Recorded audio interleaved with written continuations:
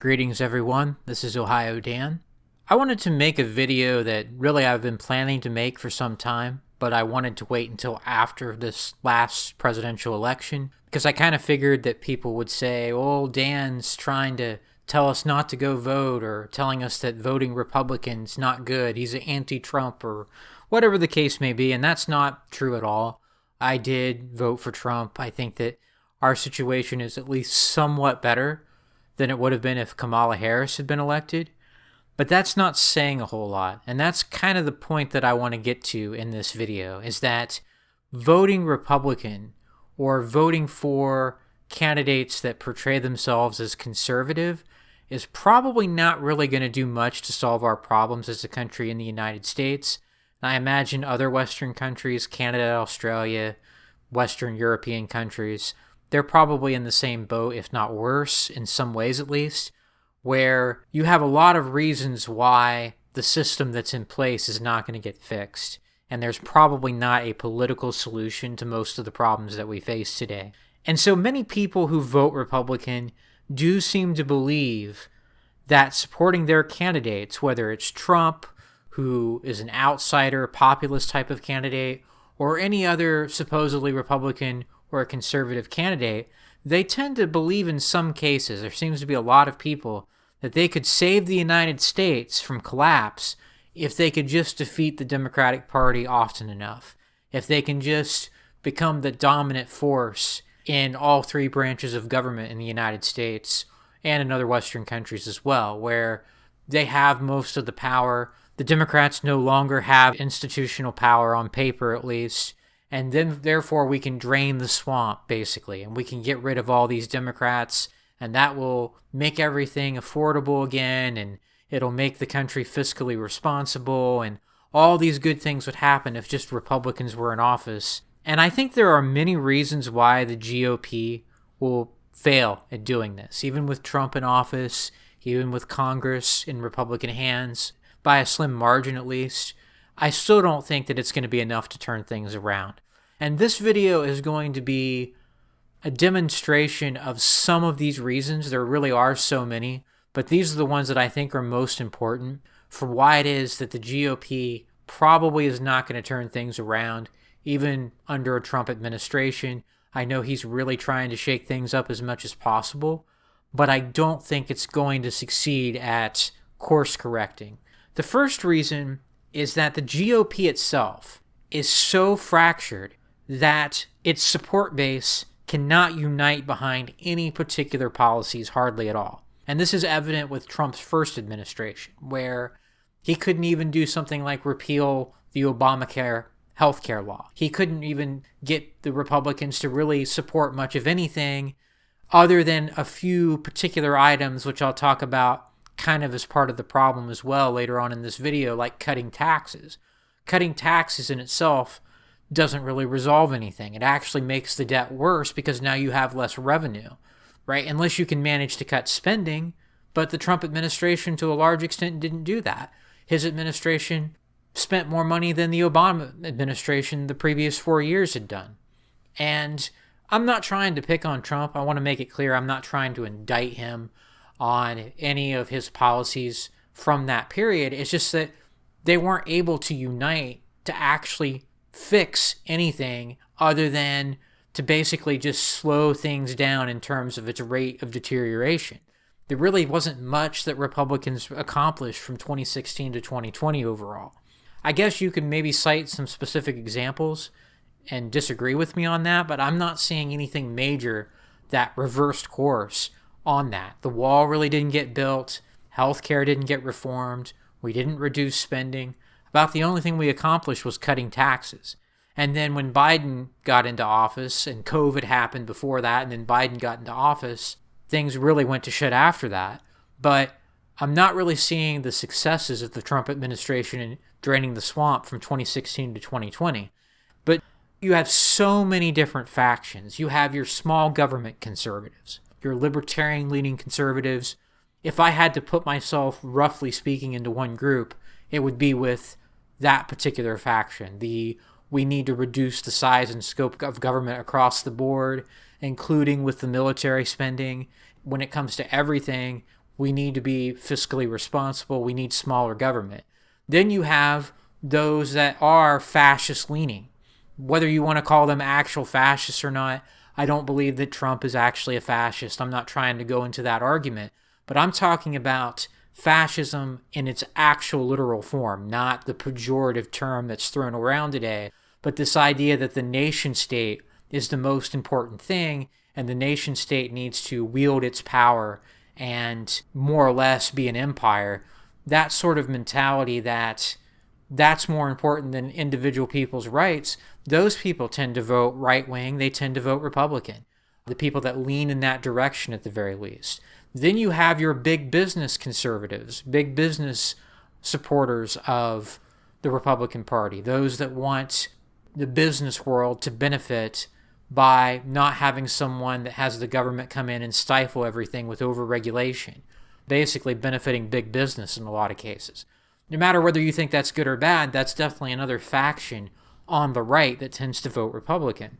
Then you have your religious right conservatives and your traditional conservatives who are somewhat similar to one another, but either have religious motivations like let's pump a bunch of money into Israel, whether or not it actually benefits our country at all, or we want family values, the ones that are basically, in my opinion, in denial about where things are with the family structure today between men and women.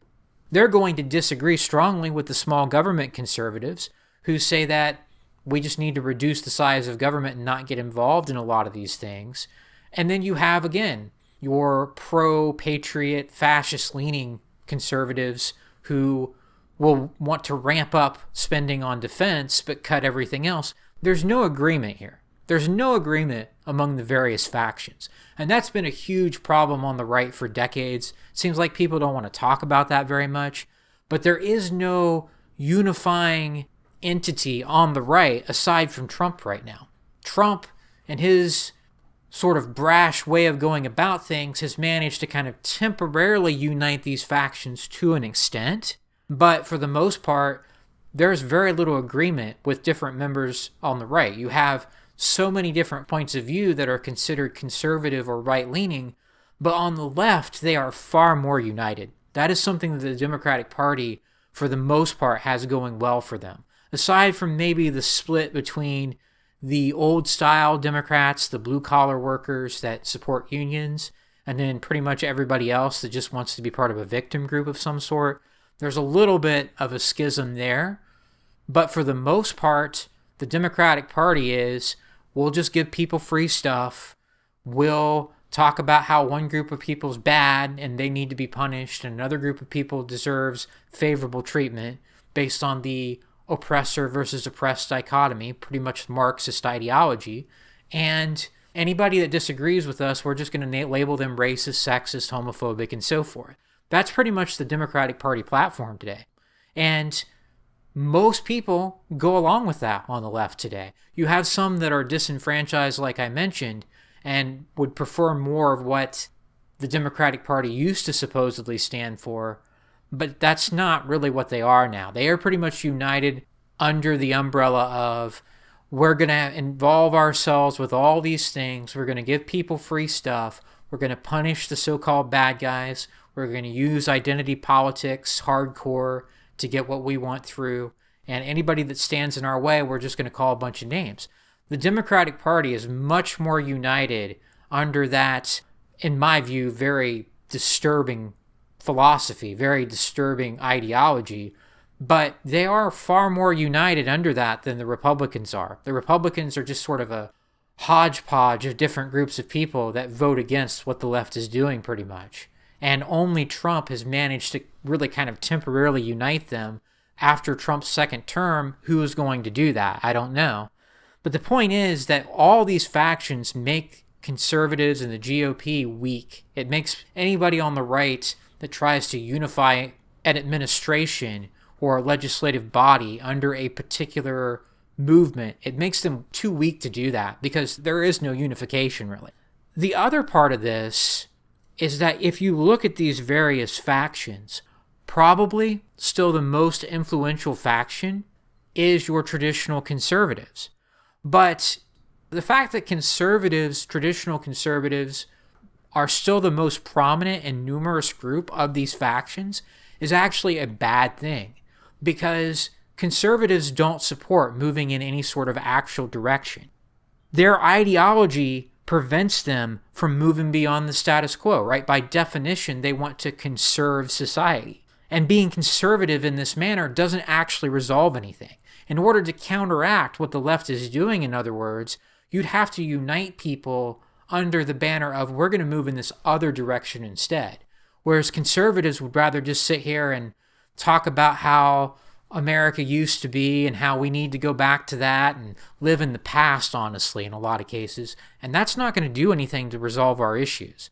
And so just being conservative is just kind of digging in your heels and holding on and trying to resist what the left is doing without actually having an alternative in mind. And that has been another criticism of Republicans for some time that I think is legit, is that Republicans don't really stand for anything. And a large part of that reason is because traditional conservatives are dominant compared to the other factions. They have probably the most power, and they don't really support doing anything about our problems. They just sit here and talk about how it was in the 1980s rather than actually trying to move things forward in any direction. And in my opinion, that's not a good thing. That's a weakness. And as long as conservatives continue to have that viewpoint, we're not going to move into anything sustainable. We're not going to fix the system because they basically, by definition, want to preserve the status quo, and the status quo is fucked up. So I don't see how that's going to resolve anything by the nature of being conservative.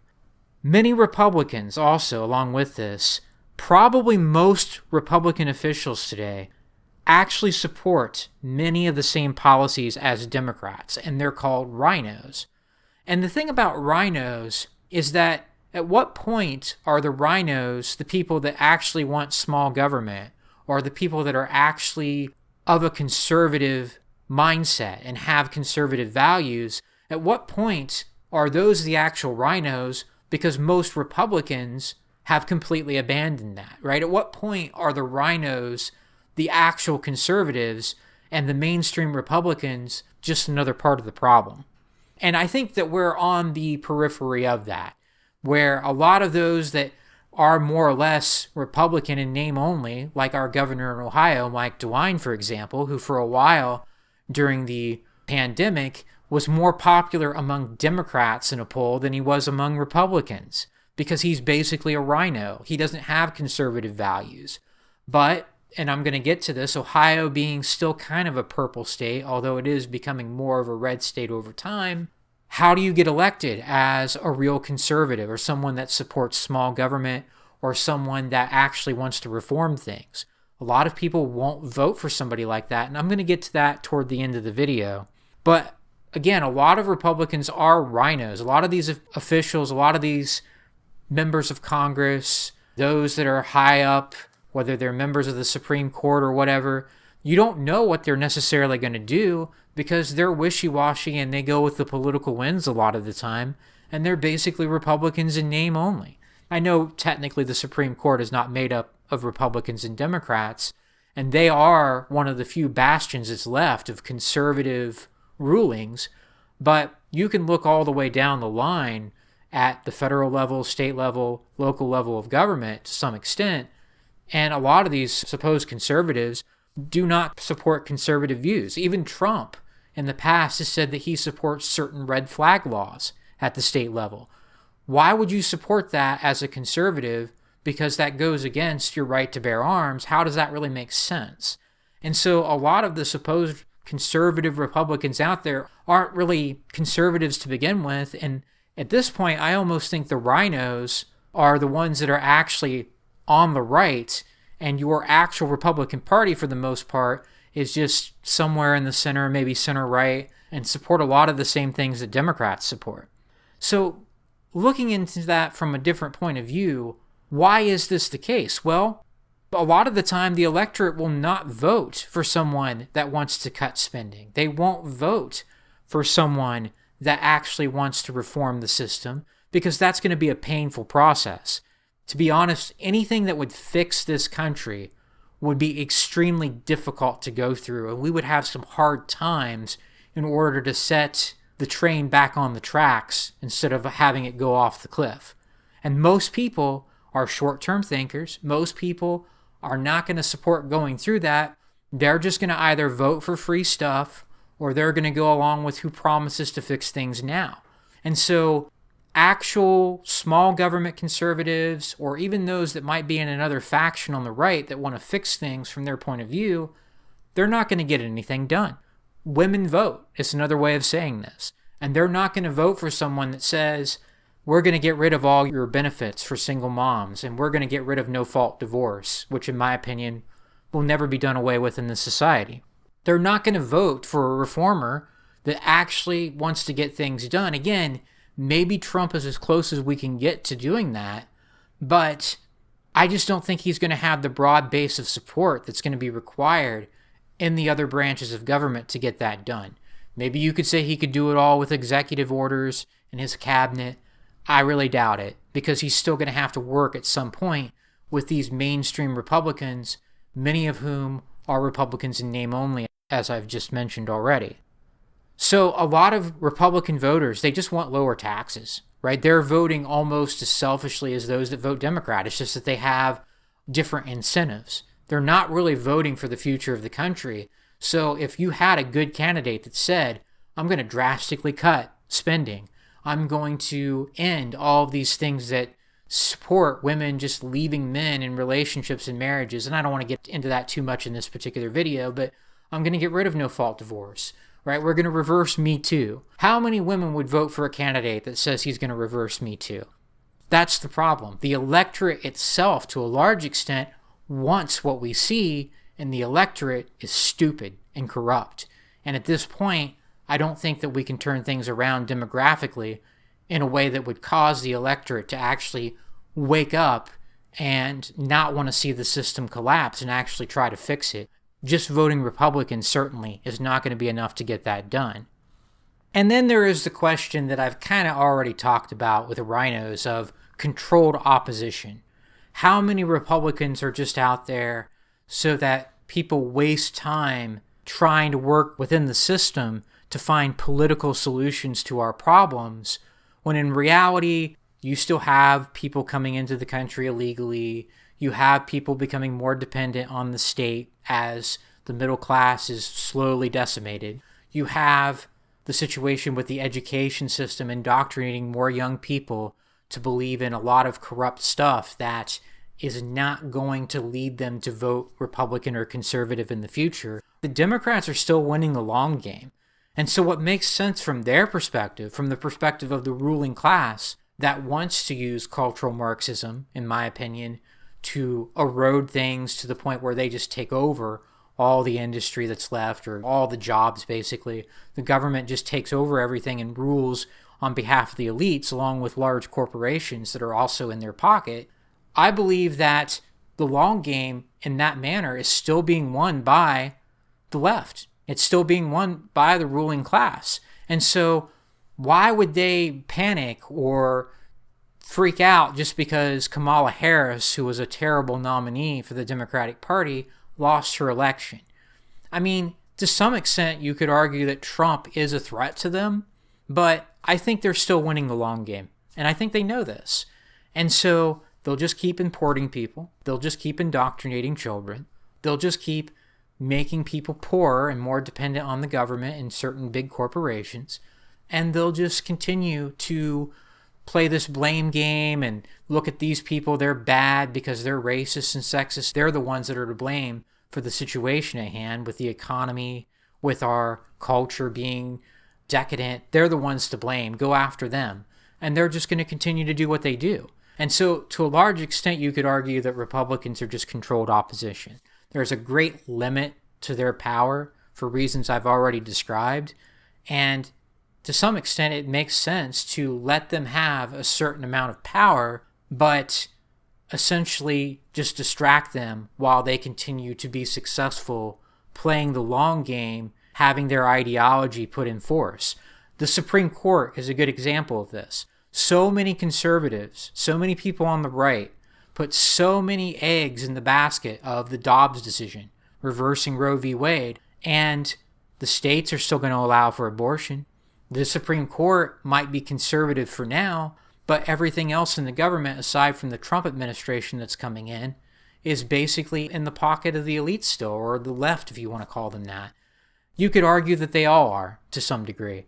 And so I really think that a lot of it is controlled opposition. Your mainstream Republicans out there, not only are many of them rhinos, but even the ones that may have good intentions, I think a lot of the powerful forces and people on the left know that they're not ultimately going to succeed, that this is a distraction so that people don't do things that are more drastic, thinking that they can solve the problems we have politically within the system by just voting Republican.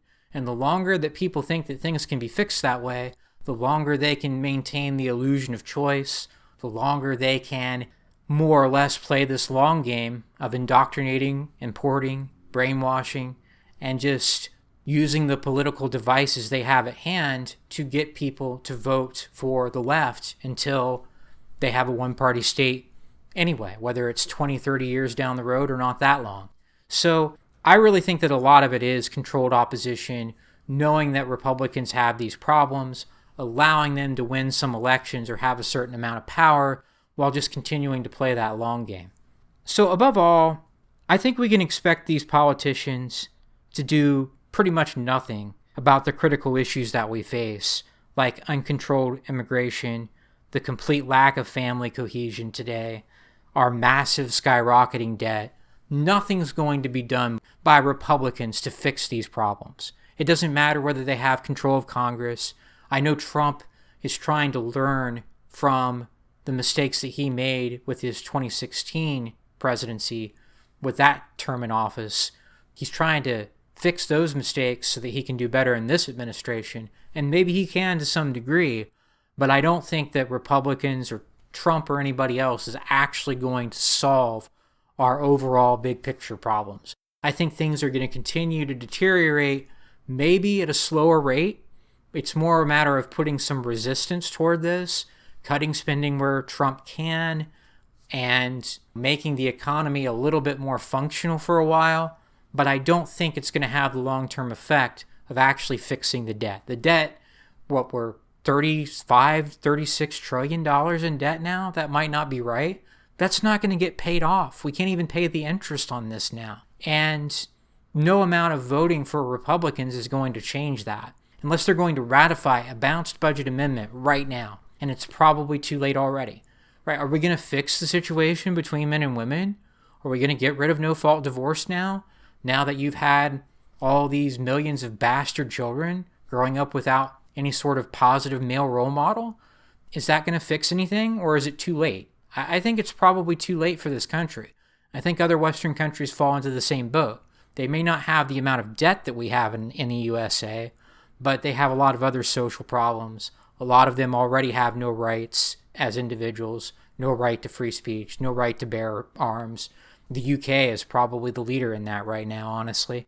But other countries are nearly as bad, and the US is going to follow suit with those things eventually. Maybe not while Trump is in office, but later on down the road, whether it's in 4 years, whether it's in 8 years, we're going to have a hardcore leftist administration that's going to do a lot more damage, and I don't think that we can prepare for that. I don't think we can counteract that today. I think it's too late for a political solution in that type of way. And so having Republicans in office, it may slow down how quickly things deteriorate compared to if we had a Democratic administration, but expecting them to effectively solve our problems really isn't realistic. And my motivation for making this video is to say, don't put your eggs in that basket. Don't think that there's going to be a political solution just because we have a conservative Supreme Court overall, we have Trump in office with the presidency, and we have Congress marginally under the control of Republicans. That's not going to be enough to solve our debt. That's not going to be enough to reverse what illegal immigration's done. It's not going to be enough to reverse some of the very radical anti-biological beliefs of the trans movement. It's not going to reverse all the damage that's been done for generations now between men and women. And so I really see it as a lesser of two evils type of thing to vote Republican in many cases.